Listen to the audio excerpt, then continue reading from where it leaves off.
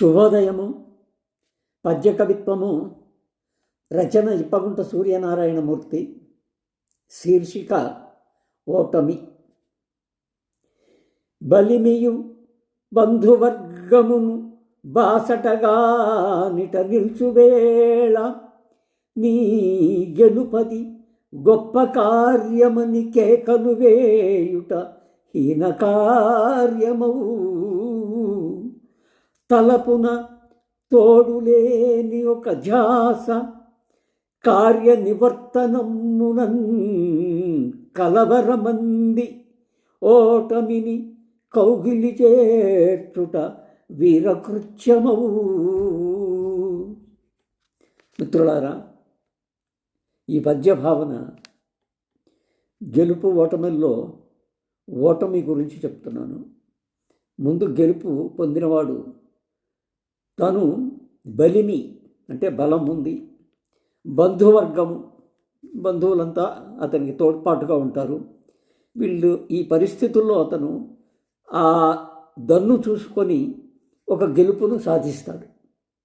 అది ఒక రకంగా తను ఒక్కడు చేసిన పని కాదు, నలుగురితో కూడి తను ముందుండి మిగతా వాళ్ళ సహకారం తీసుకొని ఆ గెలుపుని పొందాడు. అప్పుడు ఏమంటున్నాడు? ఈ గెలుపు గొప్పది అని చెప్పి కేకలు వేస్తున్నాడు. అలా కేకలు వేయటం మంచి పద్ధతి కాదు, అది హీనకార్యము అని చెప్పి నేను చెప్పదలుచుకున్నాను. మరి మంచిదేంటి అంటే, తలపున తోడు లేని ఒక వ్యక్తికి తోడు అనేది లేదు, అతని ధ్యాసలో మనిషి ఎవరు లేరు. కానీ కార్య నివర్తనం, ఒక పని చెయ్యాలనుకొని ఆ కార్యము నివర్తనం అంటే వెనక్కి తిరిగాడు, అంటే ఓడిపోయాడు, ఆ పని చేయలేక ఓడిపోయాడు.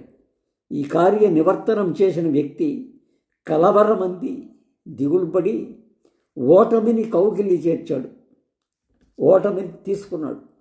అంటే మొదటివాడు అందరి సహకారంతో తాను గెలిచి తన గెలుపును ఒక గొప్పదిగా చెప్పుకుంటూ విర్రవీగుతుంటే, ఇతనికి తోడు లేక ఒంటరిగా ఉండి చేసే పనిలో ఏదో ఇబ్బంది వచ్చినా కూడా సాధ్యమైనంత వరకు నిలబడినా గెలుపును సాధించలేక ఓడిపోయాడు.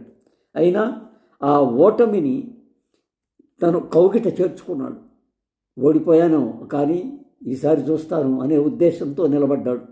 అది మొదటివాడి కంటే ఇది గొప్ప పని అని చెప్పి నేను చెప్పదలుచుకున్నాను. నలుగురు ఉండి సాయపడి నువ్వు కార్యక్రమం పూర్తి చేసుకోవడం నీ గొప్పతనం అవదు, ఒంటరిగా ఉండి సాధిస్తేనే గొప్ప. ఇక్కడ ఒంటరిగా సాధించలేకపోయినా కానీ ఒంటరిగా నిలబడి ఓటమిని దగ్గరికి తీసుకున్నాడు.